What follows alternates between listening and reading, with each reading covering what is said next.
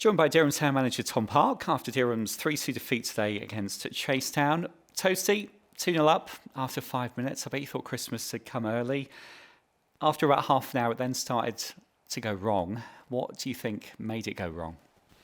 I think we showed our lack of experience, I think, at step 4 as a collective, really, if I'm being truthful. I think, firstly, Chasetown are a good side. I think, as you've probably seen, they've been doing really, really well in the Cups, so their league position probably doesn't reflect where they're going to finish. I thought they were quite a good sort of side. Their gaffer will probably say that they didn't get off the bus. You know, the travel in this league, as you can see, is horrific. That's probably their first time they've had to come to this lovely part of the world, and they didn't get off the bus. We, obviously, from last week, away at Halesowen, got pummeled in the first 16 minutes, so our team talk was all about start fast, get out of the blocks, and which we did. So credit to our lads for getting out of the traps. I thought that was some of the best football that the first 30 minutes was some of the best football that we've played all season. They were a credit. And I think that they didn't even really want to press us at 2-0. And we had about a spell just before the end of the game, or end of the half, where all we had to do was just keep possession of the ball. They weren't really even engaging us, and we've just kicked it away unopposed, and then it sort of resulted in their goal. And obviously that goal before half time, not that it knocks the stuffing out of you, which it doesn't, but it just makes it a more winnable task for them. You know, coming in at 2-0 is a lot different to 2-1, obviously. And I then felt that the second half we didn't show enough character. I felt that we were trying to get information on the problem that we had was with playing our back 5. They were sending their full-backs on, and we were talking about getting the shift in where our wing-back, as the full-back goes past the halfway line, the wing-back gets out to it, and then everyone shifts around and picks up. And I felt that we were 3v1 a lot at centre-half, so our 3 centre-halves v 1 striker. We didn't get the shift in, so our wing-back stayed pinned back. And obviously, Chris Greenslade come off injured at 2-0, and we obviously, we had Kai, under 18 centre midfielder, doing an unbelievable job playing left side centre half, and Matto, the under 18 left back, and their management obviously clearly highlighted that and kept picking on it. And our 2 young lads done exceptionally well to deal with the aerial bombardment that they rightly received, because that is the right thing to do. And I'll be honest with you, when the information was going on about shifting and we weren't shifting, I probably then should have changed to a back 4, and I didn't go with my gut. It's the first time I ain't gone with my gut. I'm a bit annoyed with myself, and just to stop their full-backs getting on and inviting the pressure, didn't do it late enough. And then when they scored and we went to a back 4, we started playing again and looked on the front foot again. So I think it's annoying because we started so well, and like I said, it was some of the best football. But as this league, without being disrespectful to the leagues below, you can get away with being 2-0 up, can't you, and winging it. But you can't wing it in this league. You get what you deserve, and let's be honest with you, Chasetown deserve to win the game. We'll talk about injuries very soon. You mentioned Chris Greenslade's injury. I want to talk about Ollie Young. He scored his first goal for the club today. What can you tell us about him and his development? Yeah, he fits the profile of what we're trying to do, so the shape that we play and where we want to go. And so physically he fits the profile. He's the right age to learn, and he's a very, very good footballer. Obviously, he was at another club up the road. We never dreamt of getting him because we felt he was a top player at the club that he was at, and for whatever reason he became available, and we're delighted to have him. And I think you saw, especially in the first half, what you're getting out of him. Great goal on a home debut, and it also showed the other side, and he'd admit this, shows the other side where he's now got to learn the defensive side of, like I said, shifting and telling his centre half to get over and mark so he can release and not be pinned back. So, I mean, a player like that is a joy to work with. He's going to get better and better and better and better. And like I said, fits the profile of the league as well that we're in. It's feast and famine at the moment. A couple of wins and a couple of defeats. Not really any draws. What's the biggest lesson you want the team to take from today's defeat? You can't substitute experience. So I'd be an idiot if I sat here and went, get experience, because they haven't got any. So large proportions of that side haven't played Step 4 football before, and they're learning on the job, and they will become a better team for this experience.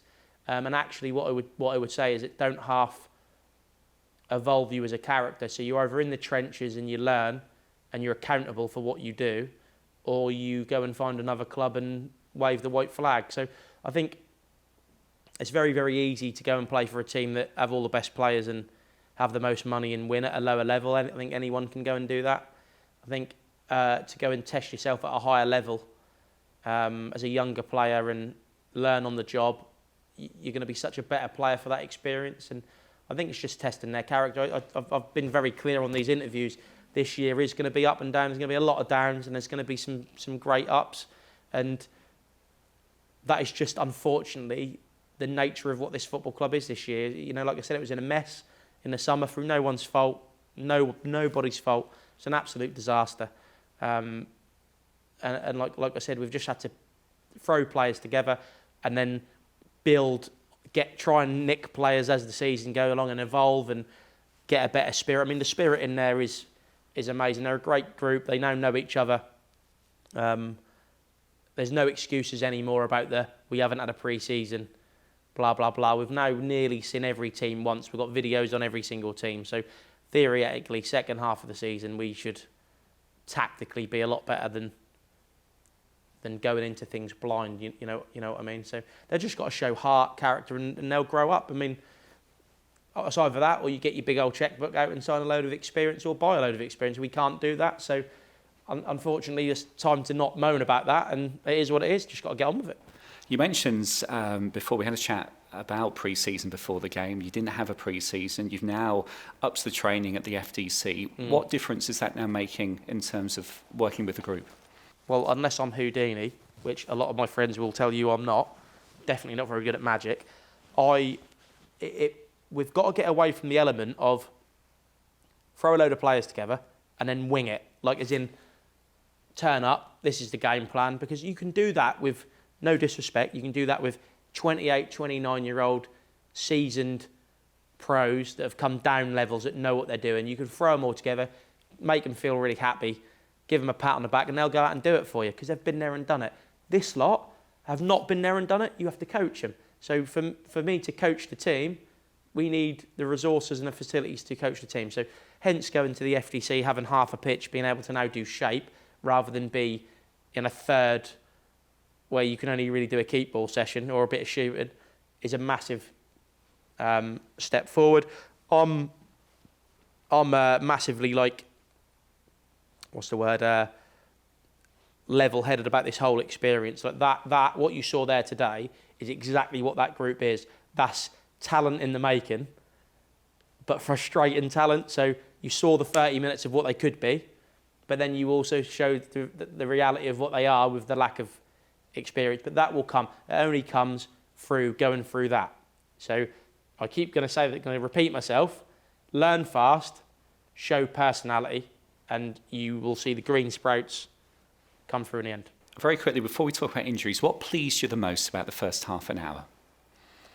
Got the ball on the floor and passed the ball. 2 touch or less. And that, is the way that we should play football, because we're not very good at the other one. When we try and fight people, and when I say fight people, like you've seen when we've played in the Cups, and we've been a bit more direct against maybe teams in other leagues, we've done all right because the profile of their league has not been very big. We all know that this league is G Unitville. Experience. I mean, look at their midfielder, their 8 was awesome. Good experience. You can see he's a man. He's been around the block. Good experience.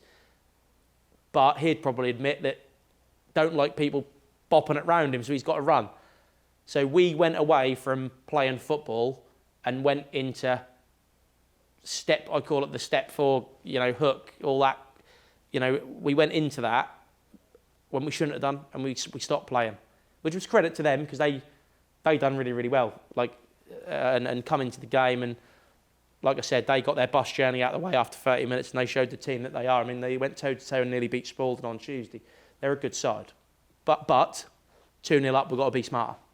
Chris Greenslade went off with an injury. Any updates on him, and how's it looking squad-wise in terms of injuries? Hamstring. I'm not sure how long that will be. I think it is fair to say that we had a problem at centre forward and centre half this year, as in cover as well.